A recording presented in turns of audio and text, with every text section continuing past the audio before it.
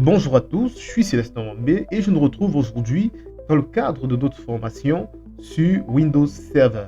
Ce que nous ferons aujourd'hui, c'est aborder la notion de switch virtuel.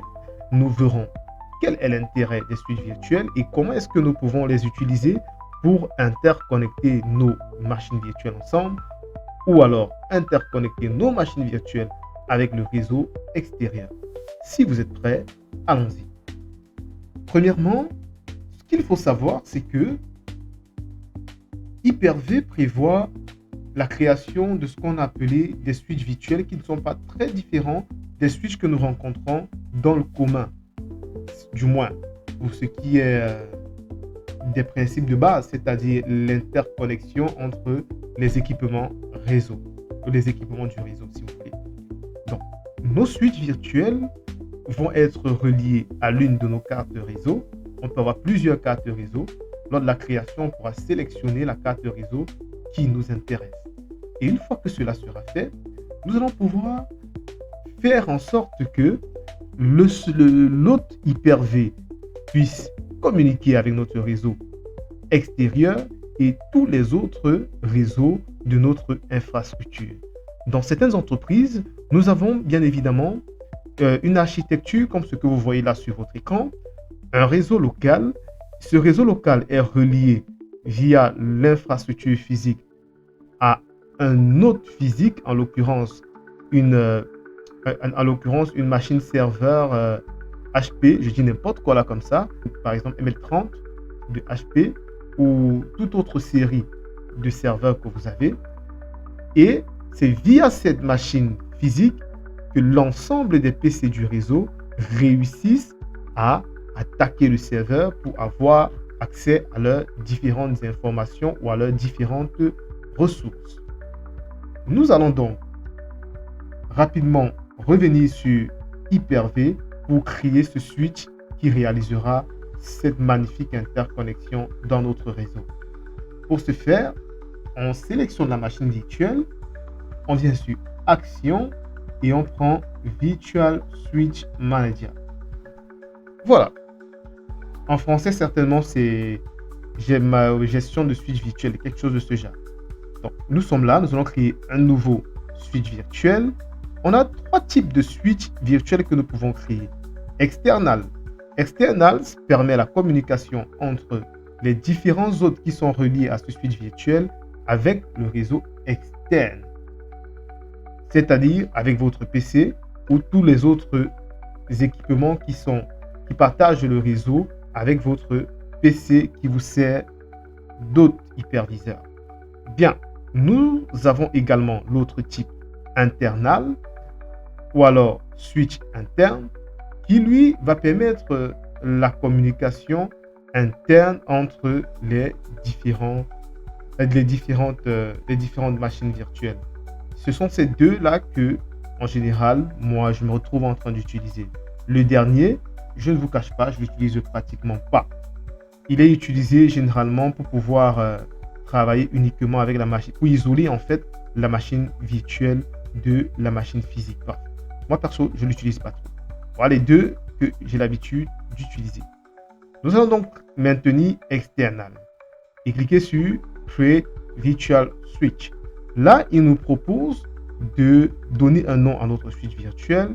Nous allons l'appeler switch virtuel externe. Par exemple, switch virtuel externe. Par exemple. Une fois que c'est fait, on va sélectionner la carte réseau qui doit être liée à ce switch. Là, par défaut, il m'a sélectionné la carte Wi-Fi. Mais comme je vous l'ai dit tout à l'heure, je préfère plutôt relier ce switch à ma carte Ethernet. Personnellement, c'est un choix. Vous pouvez également le faire avec votre carte Wi-Fi. Le principe sera le même. Moi, je le relie donc à ma carte Ethernet. Et là, je vais valider sur OK ou bien Apply. Oui, il n'y a pas de souci. Il y aura un petit moment d'interruption, c'est normal. Donc voilà, interruption au niveau de la connexion Internet. C'est-à-dire si vous êtes connecté à Internet, vous aurez l'impression que Internet est parti. Bref, mais c'est un détail, c'est quelques secondes. Vous avez vu, c'est déjà terminé. Et là, maintenant, on va cliquer sur OK. notre switch virtuel a donc été créé. Si nous... Excusez-moi, s'il vous plaît. Bien, notre switch virtuel a donc été créé. Si nous revenons sur la Virtual Switch Manager, on verra que voici notre switch virtuel ici. On l'a appelé switch virtuel externe. Il est relié à notre carte Ethernet. Ce que nous allons donc faire maintenant, c'est venir sur notre machine virtuelle, on fait un clic droit, on revient sur Settings, et là, on va rechercher la carte de réseau, la voici, et nous allons la connecter à notre switch virtuel externe. Là, elle est connectée à notre switch virtuel externe, et je vais cliquer sur Appliquer. On va aller sur OK. Elle est connectée à notre switch virtuel. Je vais démarrer la machine. On va Start. Continue. La machine virtuelle va démarrer et arriver au bureau. Ce que nous allons faire maintenant, c'est vérifier qu'effectivement, il y a l'interconnexion entre ma machine physique et ma machine virtuelle. Bon, nous, on va partir sur full screen. Voilà. OK. Je mets le mot de passe. J'espère que chacun a toujours son mot de passe en tête. C'est fait. Je vais me connecter. Le temps pour moi de me connecter, je vais rapidement regarder quelle est l'adresse IP que nous avions donnée à notre serveur. Mais j'ai bon souvenir qu'on l'avait mis dans la plage 1.0, 192.168, 1.0. On le laisse démarrer.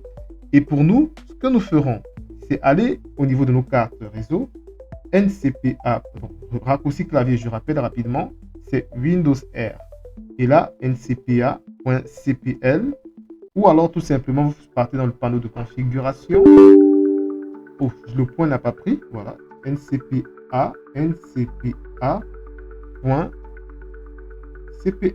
Voilà. Une fois que c'est fait, après avoir installé ou alors créé mon switch virtuel, vous voyez que là, j'ai une information, j'ai une nouvelle carte qui apparaît. La voici ici, qui fait office de switch virtuel. En général, vous venez là sur propriété. J'ai souvent eu quelques petits... je me suis souvent un peu embêté à identifier sur qui exactement je devrais spécifier l'information sur les propriétés, enfin, les informations de carte. Mais vous allez vous rendre compte que quand vous prenez la carte qui est bien mentionnée Ethernet, celle qu'on est censé avoir utilisée pour créer notre switch virtuel externe, vous venez sur propriété, vous verrez facilement que ici est grisé. Donc ne vous dérangez pas. Pour mettre à jour les informations de la carte réseau de votre PC physique, vous allez simplement venir ici sur vEthernet, propriété, et là, vous pourrez maintenant spécifier les informations. Donc là, je vais mettre 192.168.1. Je vais l'appeler par exemple n'importe quoi, point 7. Et là, 192.168.1.1. On suppose, entre guillemets, que notre passerelle est sur la 1.1. Bon, le DNS, c'est tout comme sur un test lambda qu'on veut faire, c'est pas obligé de renseigner. Mais bon, allons-y, renseignons. On va juste mettre comme DNS primaire le DNS de notre serveur, 120, je crois que c'était 192.168.8, non, .1.12. Je crois que c'est ce qu'on a fait. Et comme DNS secondaire, nous allons mettre celui de Google. On valide OK, on ferme. On revient donc maintenant sur notre machine virtuelle. Et sur notre machine virtuelle, je pense qu'elle a suffisamment bien démarré. On va faire la même chose. On se rassure d'abord des informations de notre machine virtuelle. On peut aller dans le terminal avec Windows R CMD pour afficher notre terminal. Et là, on va prendre l'information sur notre carte de réseau avec la commande IP config. Configuration IP de Windows, statut du média déconnecté. Alors, vérifions ça. ncpa.cpl. Ah oui, c'est normal. il faudrait que je connecte ma carte réseau et je ne l'ai pas connectée. Je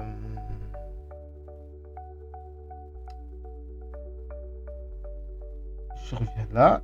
Donnez-moi une seconde. On vérifie ça rapidement. Alors, Properties, Setting. Bon, oui, il est connecté au bon switch. C'est OK. Bon, j'ai compris le truc. Il faudrait que je connecte. Encore que même là, ça devait passer. Hein. Attendez-moi une seconde. Bien. Tout à l'heure, nous avons eu une erreur, ce qui est un peu normal. Je travaillais en Wi-Fi depuis et du coup, là, j'ai dû connecter mon câble Ethernet à ma carte réseau Ethernet et que j'ai relié à ma box. Voilà. Donc, c'est normal que là, la carte est remontée, elle est active. On va revenir donc sur notre machine virtuelle. Effectivement, là, on voit que le câble est maintenant connecté. Et si on tape ipconfig dans notre terminal, on verra qu'il nous renvoie la bonne information. C'est bon, 1.12.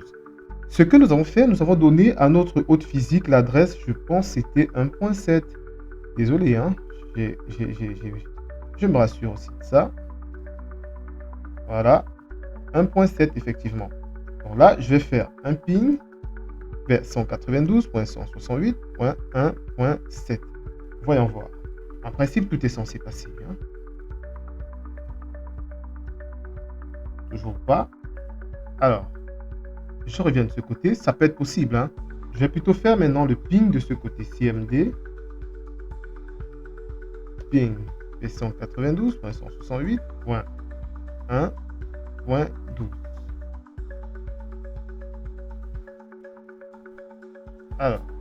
Alors, là, c'est pareil. Je pense que là, maintenant, ce qu'on va essayer de vérifier, parce que c'est un tout petit peu normal, ce qu'on va juste essayer de vérifier, c'est nous rassurer qu'on a bel et bien l'autorisation du ping effectivement activé dans les paramètres du pare-feu.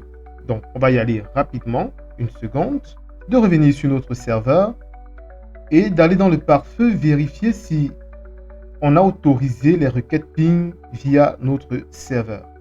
On va venir là, on va rechercher pare-feu rapidement et paramètres avancés. Voilà, on peut prendre pare-feu Windows Defender avec fonction avancée Security. Nous sommes ici. Nous allons agrandir. Nous venons donc sur règles de trafic entrant. Là, on va vérifier si ICMP, qui est le protocole qui gère les pings, est activé.